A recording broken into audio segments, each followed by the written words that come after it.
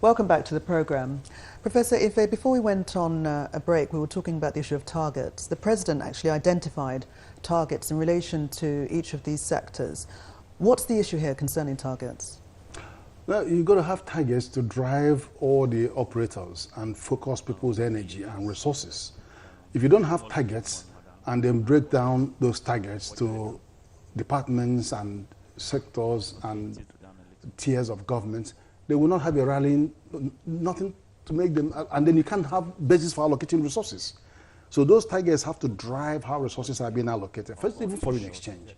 If you say, well, 50–60% of our foreign exchange must go to strategic sectors, those that are focusing on import substitution and also export, then you know that resources will go there, and then you know what proportions based on target that will be allocated.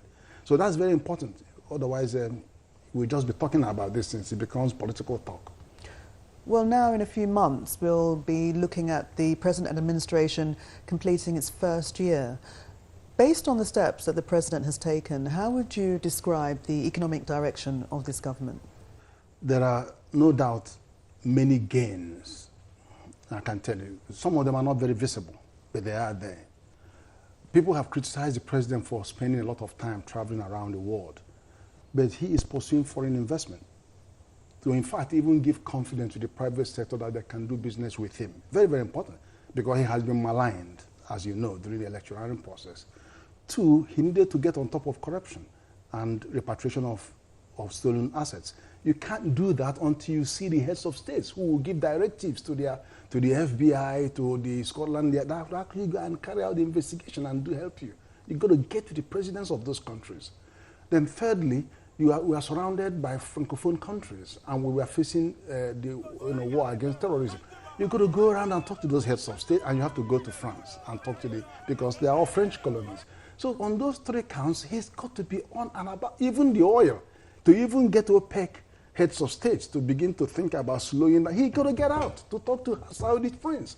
It's not ministerial. He's got to go to the highest level to persuade them. So that highest level of political will is being expressed by going round. So he has been achieving some things there. Then there's no doubt that within the country, he has waged a serious war against corruption. So that leads, some companies in America won't even come here because they are worried about the American Foreign Thought Act that says if you misbehave in a foreign country, don't worry, just come to America and sue them. And then you get hundreds of millions of dollars, not thousands of dollars. So, but now they are comfortable. I led a delegation of the American Chamber of Commerce to go and see the Minister for Finance. And I can see the energy. They want to come in. There are many others like that who want to come in because they are now feeling that there is a real war against that corruption. So it rubs off on foreign direct investment. But on the strategic economic management, there are challenges, the real challenges. But what I consider is a difficulty is that people don't seem to realize the international dimension of the challenges that we have, because they all originate from America. 2008 originated from America, the crisis, because of the toxic assets. And then when it came to Nigeria, it clashed with, overpriced stock market. So both of them collided, and then we had problem. Now, in this time round, Obama started the oil, shale oil, and then Saudi reacted, and then the consequence was the war and the glut in oil. But then they met an economy that is overdependent on oil. So in addition, the Federal Reserve Bank in America has stopped quantitative easing. So all those cheap monies that were available and they invested them in our treasury bills and all that were beginning to go away before the oil even started. So those two came together. And then it became full-blown crisis. But this issue that you've touched on in relation to the reliance on oil, many are now beating the drum of diversification, obviously because of the instability in the price. From the day I was born, or from the day I've been hearing about diversification. But how effective can diversification be here? Can Nigeria really do diversification when you've got a dilapidated infrastructure and changes in economic policy? We can, of course we can. Now let's take it. Malaysia earns $20 billion just from palm oil alone. Just one item, challenging our revenue. Brazil earns about the same $20 billion or more just on sugar cane. I know Dangote is doing well, 50,000 hectares, and many more people are going in there. But you don't have to have diversification in all items for you to, one or two. And so that was why I was very interested in what they had to say at the NEC meeting. States should pick where they have competitive advantage. I know for sure that Ebonyi State wants to go on tomatoes, apart from rice. They want to focus on tomatoes. There are others that can focus on one or two items and then make a huge difference in those items. One or two items, you're saying. What areas, really, are we talking about here? First, it has to be, agriculture has to be number one, because although it's come down to 20% of GDP, but it still employs 70% of our people. So employment is so critical, so we've got to have to get people into employment. But we have to go to the area where young people can be attracted into, and that is agribusiness. Now, so, agribusiness is where you've got to get young people in fish farming, in poultry, in some of the exotic birds, and processing and all that. That's an area where young people can engage with.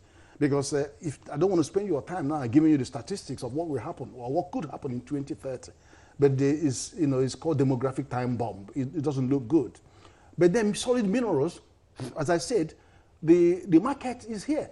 China actually transformed and brought growth to Africa because they consciously decided to pay real price for decent price for minerals from Africa.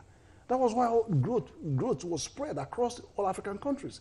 Now, so we have market. In fact, if China consumes the same per capita of metal that America consumes, then they will need 6 planets the size of this Earth to provide enough minerals for China's consumption. Now, South Africa, our partner, the mainstay of the economy is in metal, is in metallurgy. So I don't know why we couldn't. And we have huge array of minerals that can be mined in commercial quantities. From gold, we're on the same gold belt with Ghana, iron everywhere, coal everywhere, limestone, most states. And that supports the cement factory, which is now producing for export.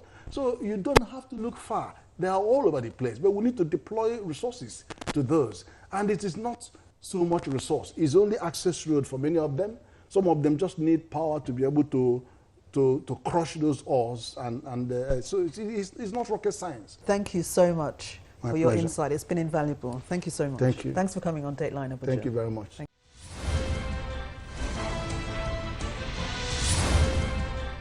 Thank you for your mails as always. Keep them coming using the address and Twitter handle on your screen.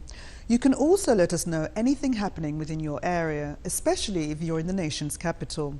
Don't forget, you can view the program on youtube.com/channelsweb/videos.